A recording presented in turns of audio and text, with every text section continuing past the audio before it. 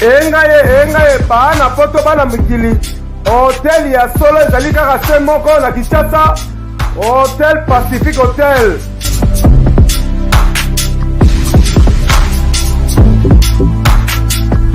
Ezali na balabala ya kitoko Kabamba Wangata, précisément na avenue Luvungi numéro 146 na commune ya Kisasa.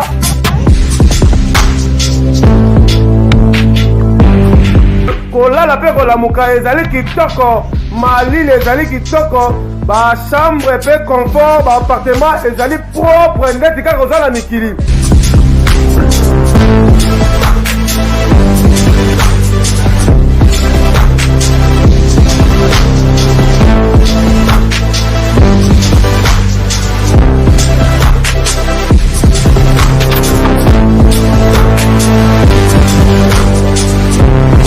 Kuna kolia cuisine africaine, cuisine européenne.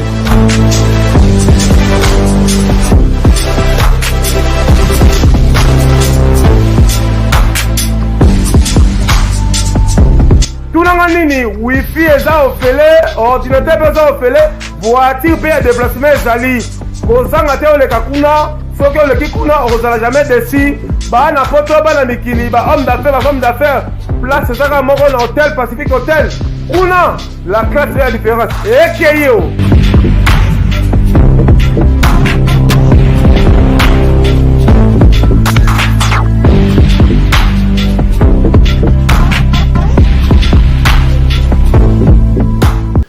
Botondi na bandeko balandi ya émission na bino bolandaka ebele podium du peuple le na RR télévision la chaîne du peuple bolanda pe na internet na banka télévision kasi kolola kolamukela biti de te.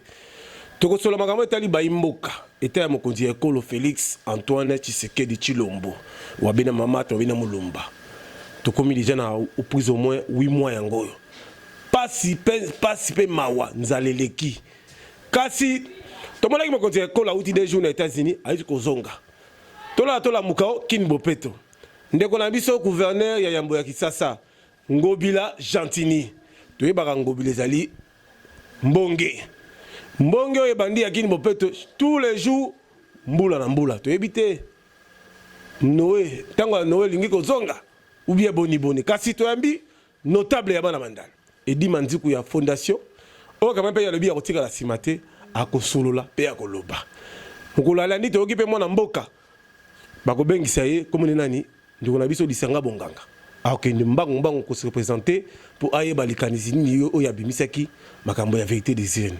Est-ce que c'est le moment ya kobimisa yango bitu na mboka tozona besoin ke mboka na biso etongama mbote mwana mboka mbote papa gentil pacho RFI référence ya presse ya mboka oyo toyambi na émission zali podium du peuple ba kotala biso na RL télévision la chaîne du peuple tolingi toyeba likanisi na bio en tant que leader de l'opinion en tant que notable ya bandal Kin Bopeto et Simbi ou bien tozongi na tango ya Noé.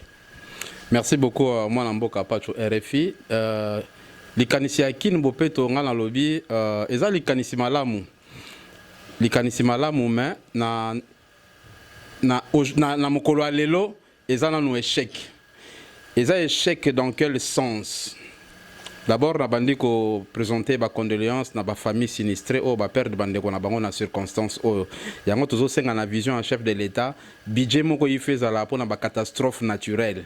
Et puis commission moko ya suivi technique ezala pona koyeba misolo yango ezobima ndenge nini ezokota pe ndenge nini pona ngai opération Kin Bopeto oyo ezalaki lancé par le président Fachi na Bandalungwa ezali kanisi malamu mais lelo Kin yango ya Bopeto soki totali dégâts ya lobby o mvula esali na dégâts ya lelo ezali opération Kin Bopeto esali effet de mon côté esali effet pourquoi d'abord parce que Fachi azali entouré na ba ennemi ya peuple ba o ba lingi peuple te ba o ba gera déjà mabe na mboka oyo.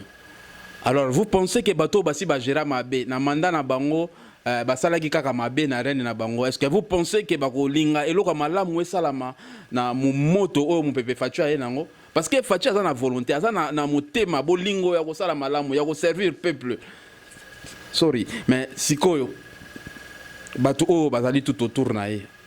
Est-ce que bakotiki la biso champ libre de façon que parce que Kin Bopeto to lingé za la kaka slogan té comme une tendance, comme une tendance à slogan. Pourquoi? Parce que les moyens nécessaires. Donc, on va utiliser la technologie alors que comme une nouvelle technologie. Il faut mettre les moyens nécessaires pour l'opération à la réussite. On va mettre quels moyens, tandis que le président Lobby, il faut que ça bandal séparé.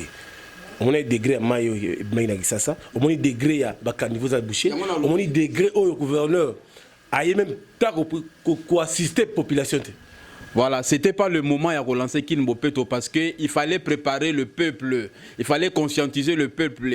D'abord, je déplore qu'à place au président a lancé l'opération Kinbopeto, il y a l'église, il y a pasteur Godem Poy, il y a la salité, il y a en face à Matali, il y a la voiture, ils ont passé, ils ont créé un accident, ils ont créé un embouteillage, donc vous les bêtiments et fan de donc Bopeto, on fait la place président a lancé l'opération Kinbopeto. On va dire qu'il y a Kinbopeto, alors, comment Molingito réussir? Parce que bon, nous avons les moyens, les hommes sont là. Alors, appliquez les nouvelles technologies de façon que Kinbo peut être à la réussite. Bon, tu as bangé, bon, somba bangé, parce que bah, tout va aller. Bon, créer une commission, bon, créer une unité, bon, une commune, union, et ben, appliquer l'opération à Kinbo Peto. Parce que bon, qui fait un niveau, bon, l'ongoli, bah, salité, bon, j'ai un botiki, vous les noms qui ont les sous, donc, bon, ça, nous, ça, l'ampunda. Kasi moi la mboka edi manziku tout le banal makambo tali mboka na biso mboko eza ya biso muto bank samtalité tout moni gouverneur ya mbolobi apesi ba 15 millions de francs congolais ba bourgmestre pour ba rendre ba commune na bango za la propre est-ce que ba ko sala musala comme c'est deux commune d'abord commune pour les à la propre ezali musala ya bourgmestre té ezali d'abord état d'esprit, mentalité. Donc il faut maintenant on a un processus de changement en mentalité. Je pense que ba cours wana faisons dans la classe. Tant que banda ko la cours mo ezala ki hygiène na éviter so que ezala ressources na ba classe à lelo banda ko tangisa na français mais banda ko traduire ngo pe la lingala. Banda ko ba bopeto pe bokolongo no banzoto pour être en bonne santé il faut être propre. Donc ça processus, il y a mentalité. Ba pesi mbongo mais commission il y a suivi il faut ezala poye ba mbongo wana ba pesi na bourgmestre et sali nini et ko sala nini. Or, l'administration communale a cause à l'autonome, a créé une entrée dans la commune sans dépendre du gouvernement central. A créé un chef de quartier, un chef de rue, une attestation de naissance, une légalisation, et la signé par le chef de rue, par le chef de quartier. Alors, on va servir dans le développement communautaire, développement commune. Et suivi, suivi mon technique. Par exemple, la remise et reprise, je dois savoir, il faut te faire savoir l'opinion nationale et internationale. La remise et reprise, il y a des bourgmestres Entra, Excellence Gaibene, la bourgmestre sortant, Excellence Longangue. La remise et reprise, bourgmestre O à Kotaki, à Kouti Blogoté na caisse. À Koutipe que l'administration communale est banale, et ça qui a un compte bancaire. Alors, avec cet esprit, vous pensez que à gérer commune malam. On a publié des photos que nos communes comme salité, poubelle il bosse au bureau, commune comme kaka bibembe. Donc le samonae na la gérance et l'administration communale est qui va tout faire zo kambongo asa kabisengonae. Maintenant, ils ont Sony, tant que pas Moninga présenté, Mbongo était à la caisse, Moninga présenté numéro de compte bancaire. Alors l'administration communale a été mal gérée. Maintenant, en respectant les textes constitutionnels, Tolingi Bonkamouane y a les sous-soutés. Tolingi Makamouane sur les ongatés, commune, union, c'est comme autonome, va nous dépendre, n'a pas entré na yemoko. Et entré, on a fait la suivi, il fait la contrôlé par biso, habitant à commune. Tout le monde aussi combo. On a dit Soutan était un bon seigneur. Si vous avez un combo là, ça, ou bien vous avez un bon qui ça. Non, Soutan, ils tenu à fatwa. Donc, tenu à grande décision. Donc, on a un messager prophétique qui a un ancêtre décideur de la République. Donc, les Nzengelenkanu, on a veillé à l'intérêt de la République. Donc, quand ça ne va pas, il s'élève et il me montre le message. Il me révèle le message. Qu'est-ce qu'il faut dire à la population? Il y a un message à Kombo, comment capitaliser, comment Congo. Kombo, on a un balai. moko ezalaka mpona kokombola régime ya Kabila, régime ya Bondoki, régime ya Bosoto wana. Et lelo régime wana ekei on n'en parle plus. Natikeli na kombo moko ezali symbole ya lit. Kombo ezali symbole ya lit, lit moko sans moindre faille, sans corruption. Ezali sous symbole ya unité nationale parce que na kombo oyo soko zwi kaka nzete moko oyo babenga ngo brandy na français soko zwi ngo ko katango facilement mais soko sangisi boye po buka ngo ezala facilité. Donc elagisi symbole ya unité, tous à la peuple moko, tous à la force moko, lokola banguna ya peuple badongola miso ya peuple o balingi peuple te bazakaka. Objectif na biso ezalaki monguna akende. Donc to continuer na objectif na biso lokola le chef de l'état lobby tous on a pouvoir et pardon, tous on a cohésion nationale. Il faut tous à la uni pour tout bon ça mboka à l'émergence. Quels sont les mécanismes pour que tout côté en émergence? Pour tout côté en émergence, il faut d'abord bolingo, il faut esprit patriotique. On ne peut pas gérer les institutions de la République na ki camaraderie. Tout que gérer institution de la République na coalition à Batumi Balé. On est sous cohésion nationale parce que le pouvoir est partagé entre Cash et FCC. Alors biso oyo to sali 17 ans lit sans faille pour na rebondisa régime moko boy système moko boy. Toza nécessaire et utile pour na accompagner vision en chef de l'État. Ba biso wapi. Voilà pourquoi j'ai dit on ne gère pas les institutions dans qui camaraderie. Institution qu'on a la gérer, bah institution en Mboka. Surtout pour défendre l'intérêt à peuple qu'on a la gérer dans qui camaraderie. Donc nous sommes des vaillants combattants. Nous avons monté tous les belés autobundi pour avoir cette alternance démocratique. Donc on est aujourd'hui à l'alternance démocratique. Donc pour permettre les sous-bases au peuple té. Pour permettre les sous-bases politiques pour marcher l'école à peuple té, l'école à jeunesse té. Donc il faut donner cette jeunesse une place importante dans la société. Il faut responsabiliser cette jeunesse. Moi, j'ai mouillé maillot contre un système à prison à ciel ouvert, ici à Kinshasa, pour avoir cette alternance. Et j'ai dit que le système Wana, ça doit être supprimé. Le Congo n'appartient pas au FCC, le Congo n'appartient pas au Cash. Le Congo appartient à toutes les Congolaises et Congolais. Ensemble, mettons-nous ensemble en un seul peuple, en une seule force pour élever le Congo, pour que le Congo au paradis terrestre, pour les Congolais et le paradis terrestre pour les Payate.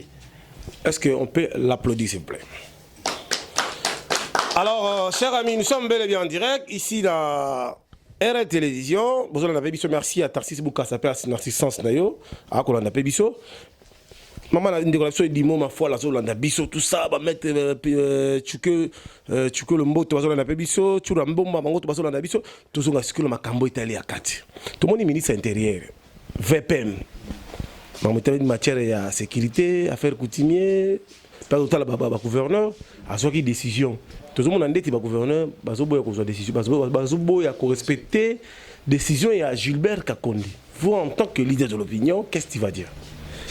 Moi, je pense que respect, il y a Gilbert Kankonde, tout ça là, et qu'on revenir quand on a respect à texte. Et qu'on revenir quand on a respect à texte. Le gouverneur Rwanda est belé au bazo respecter Gilbert Kankonde, au bazo respecter la recommandation a été, bango tout baza bato FCC. Donc moi je pense que les loups ne doivent pas se manger entre eux. Plutôt ils doivent avoir honte de faire cette politique au Bakoka Kosa et la peupleté. Ils devaient avoir honte de parler politique parce que là ils parlent plus politique, ils parlent économie, ils parlent de leurs intérêts propres. Ils ont pris l'intérêt du peuple, bah tiens, bah placard na bango. Donc moi je pense que bango va calculer sous que non. Échéance 2023, tout se présenter, on va gagner, tout ça là. Ils ne doivent plus parler de ça.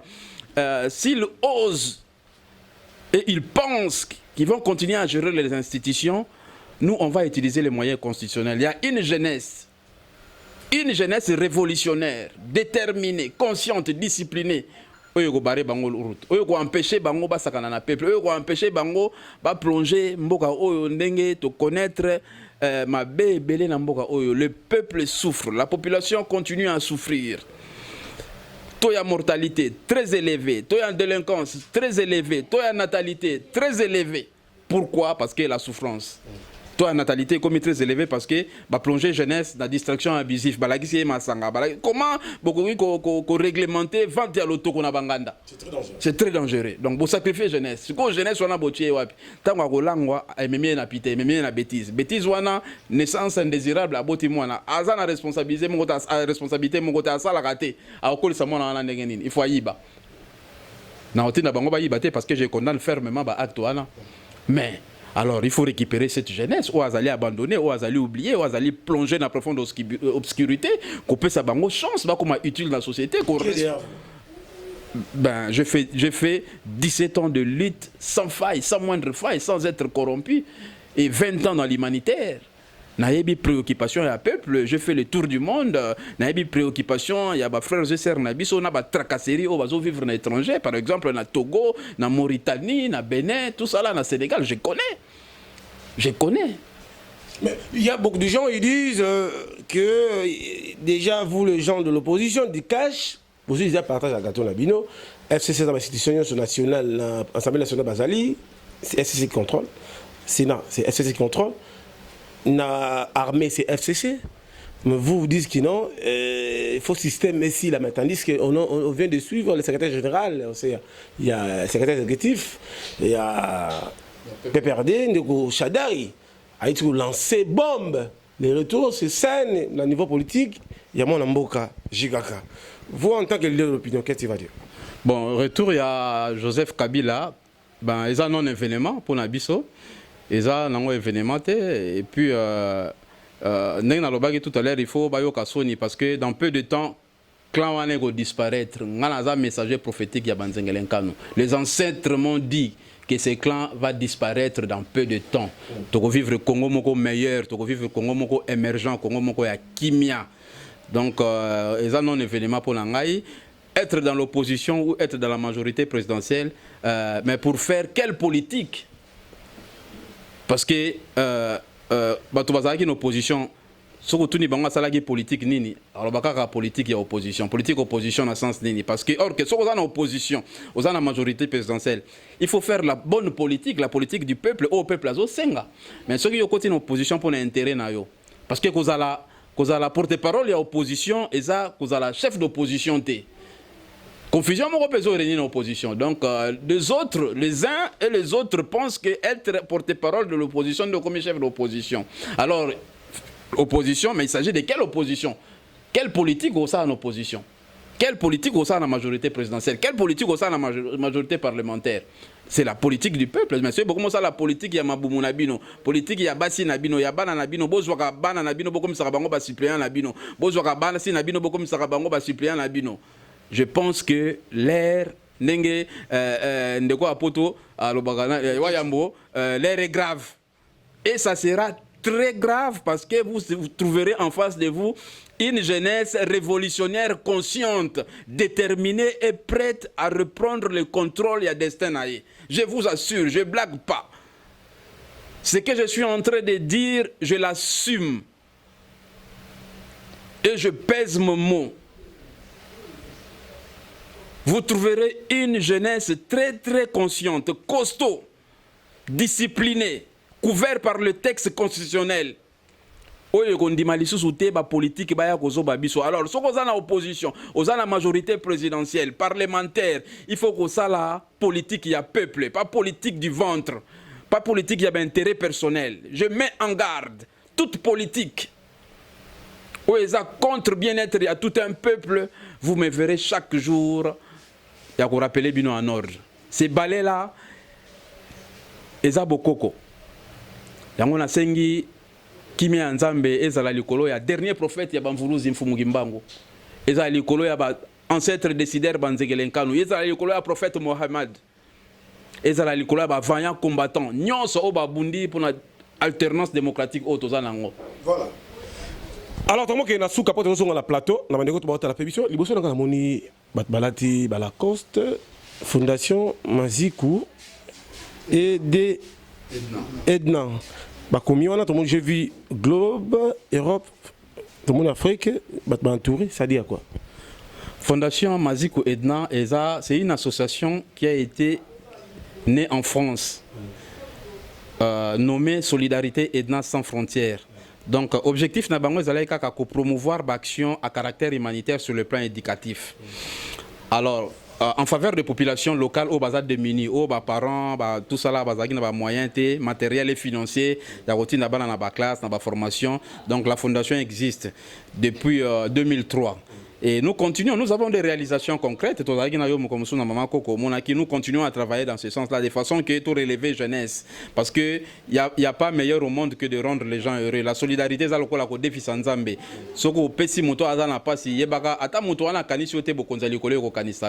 Donc, nous œuvrons sur le plan humanitaire, nous avons des projets. Oh, ils sont vraiment favorables. Donc, ils appellent parmi le programme du chef de l'État à lutter contre la pauvreté. Donc, je pense qu'ils ont un objectif, il y a fondation. Là, on a une descente qui est prévue dans le centre Maman Koko. Parce que nous avons promis à ces enfants au bazar abandonnés, malades, oubliés, maman, malades, des aguna, tuberculeuse, tout ça là, tout musu bazar na épilepsie, makambe belé, to lakai bango ke tokozonga. Alors bosenga ezali. Lokola tozana ba moyen penza mingité, tozana ba partenaire au bazali ko revenir na biso mais bosenga ezali ko leka biso yango tozo senga bande konyo sa mutia malamu. Oyo tant musu bozwaka mbongo bagenda kopesa na ba makambo distraction mususu oyo ko apporter tant mususu bénédiction te la bénédiction on l'arrache. Bana o baza porte à bénédiction. Ce qui boeli biso ata sourire ya pamba, encouragement, prière, mais toza mingi na besoin ya matériel, ba kisi, ba mbongo pona kosunga bana wana baza na posa na biso. Yango to sengi na bato mité ya malamu mité ya moboto, bo sali sa fondation pour ako réaliser ba promesse na ye, ba projet na ye zali, ba construction ba maternité na Kimwenza. Donc il y a des sites au Tokotala, tu prévoir tourner moko na Congo central, tu prévoir tourner moko na Nord Ubangi. Donc place Bosenge Zali, Togoya, tu recenser place besoin Zali et on essaie de travailler sur le projet pour revenir ensuite en aide. Donc il n'y a pas que ça, on a connu beaucoup de réalisations, tout zong siba nebelé. Bon mon dans moment moko bo taux de délinquance là qui réduit parce que na zong sa ba nebelé na ba classe, na ba centre de formation, on a assisté des gens, des jeunes filles et mères, ba projet za ebelé. Donc on est en train de réunir des moyens dans le jour prochain. On va essayer même de assurer minimum il y a classe moko boy na ba couverture santé dans cadre de la fondation. Donc on a pris des contacts avec nos partenaires Uba Libanda na Obazali Awa. Et d'ailleurs je remercie l'agence Chemin à Solidarité où Ezali dirigé na moi mboka présidente Fili Mujui Peke. Grâce à Yende ba dona biso utaka poto to komaka awa et komaka awa to futaka ata infronté parce que au départ pas alaki membre de la fondation le loi commune na nini na association na ye bon vent pour na ya ça musa na surtout que zaka kapona intérêt à peuple pour na bokonza likolo na saluer le pélisu sous président ya association Liboke Landry Milingo na biloko nyonso azali kopesa biso et comme rappeler place ba pesa biso na bande ko mususu Flore Soki na ba initiative nyonso bazuya ko sunga fondation na ba posa na de façon à kende liboso. J'en profite aussi de saluer les serviteurs de Dieu au bazali ko soutenir œuvre au bazana biso notamment pasteur Meillard, notamment apôtre Fabrice Kiangata, prophète Richard Kiangata, moi sinae maman Rose Kiangata na poto na bande ko nyonso papa Alain Api Polecha Eric Lusando, ambassadeur Kijabon, Chukelo Mboto, Jeannette Mbiyemo, Yuyumbu Lankai, Jonso Bayoko soutenir biso Rousseau, Bisika Zali na Catalane, na Italie, Bazan na Maroc, Bazan Afrique de l'Ouest, partout Freddy Maloba, na bande ko nyonso bazali na pesi bino mbote, mawanza mezali ko na bino nzamba pesa makasi ya kosala musala to continuer ko œuvrer dans l'humanité parce que bokonzali kolo et les nyonso. Alors message nous sur la chef de l'État parce que tout ça l'émission déjà les 11 à Paris. Je vis déjà délégation et qui n'avait pas tout, Wadene Moulamba Motinabino, mobilisé pour que base la chef de l'État. Ah, après qui ça, tout le monde a bandé qu'on a vu, c'est plein d'émissaires là-bas, zoaté, partage à quota et ministère, 70%, toujours quota ministère, toujours profiter continuer. Maman Denise passe dans mon bembo, à qui on peut assistante dans ma banga, on gère un peu maman. Tu appelles le boko, ils ont un peu malambo. Parce que tous on a besoin on dit aux gens mikanda, aux appels à siège. Oui, na uta otika demande d'audience moko na maman Denise parce azali na PC Mbote. Président Fachi to souhaité kaka ke moko za la chaleureux na poto nga naza na koli na nazaki na Paris na yebi ba mentalité na ba fonctionnement ba ninga nyonso bazala kuna. J'espère que arozala bienvenue et d'ailleurs ba élément déjà ba grand signaux ya que na eza déjà ko s'est manifesté mais le retour senga na président. Le président doit être entouré des hommes capables, des vaillants combattants. Affronter les hommes qui ont affronté les systèmes. Système Mokozaki Amabe, mais nous l'avons affronté sur le terrain. Nous avons mouillé maillot pour le système Moana ici là. Et je pense que nous avons une place importante pour accompagner la vision des chefs de l'État. Donc les institutions, comme je l'ai dit tout à l'heure, et que diriger quand on a cacheté na FCCT, na camaraderie. Donc le président doit se souvenir des vaillants combattants qui ont combattu sur le terrain pour avoir cette alternance démocratique au jour nangolelo. Donc je pense que le président face à la mandat moko excellent, il doit être entouré des hommes capables comme Bisso Otosali politique, 17 ans à lutte sans moindre faille, sans être corrompu. J'ai lutté contre un système et je suis fier, même si je meurs aujourd'hui, je suis fier de mourir parce que je luttais contre un système qui est parti et qui ose encore de revenir aux affaires républicaines, mais on va le barrer la route. Une jeunesse très farouche, déterminée, de façon que Congo a retrouvé sa valeur et solo. Tous à la plateau, n'est-ce pas? Le chef de l'État, Félix Antoine Tshisekedi. Wabena Mamat, Wabena Molupa. Maman Denise Tshisekedi. Dans la fondation Edi Mazikou. Basan approche de la population. Basan aider les enfants démunis. Topé sa bonne chance. Tolinga Congo, n'est-ce pas? Tous à la Bolinga Congo, n'est-ce pas? Bandeko Boto la Pébiso, Daniela Kamonia, tout ça. Roseline, tout ça. Bandeko Labiso, tout ça. Loakaniki Kengi, directeur du cabinet, chef de l'État, Kamere, Loakaniki maman, Amida, Kamere, tout ça. Maman, Boto Pesa Badon, Boto Pesa Bakaye, tout ça. Mais tala on y oh, Batou Bazar, Bazana Bosenga la Bino, tout ça, n'est-ce pas? Et comme ça, la peu malam. Tout ce qu'on a dans le plateau. Tout le commentaire, balde d'opinion, le bibeni. TV comme il est. Il est dans la caméra, n'est-ce pas? Tout ce qu'on a. Engaye, Bana, Poto, Bana, Mikili. Hôtel ya solo ezali kaka se moko na Kinshasa, Hôtel Pacific Hotel.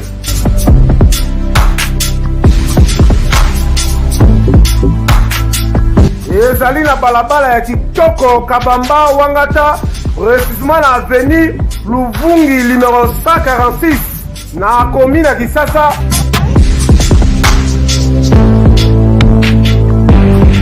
Kolala pe kolamuka ezali kitoko, malile ezali kitoko, ba chambre pe confort, ba appartement ezali propre ndeti kaka kozala mikili.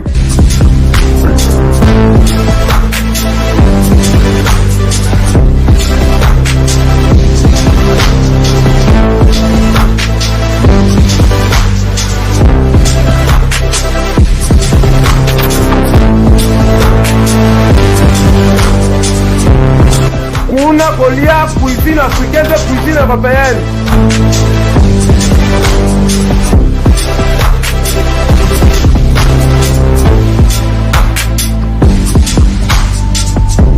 Tunanga nini, wifi eza ofele, ordinateur eza ofele, voiture pe ya déplacement ezali. Kozanga te oleka kuna, soki oleki kuna ozala jamais déçu. Ba na poto ba na mikili, ba homme d'affaires, place ezaka moko na Hôtel Pacific Hotel. Kuna, la classe est la différence. Et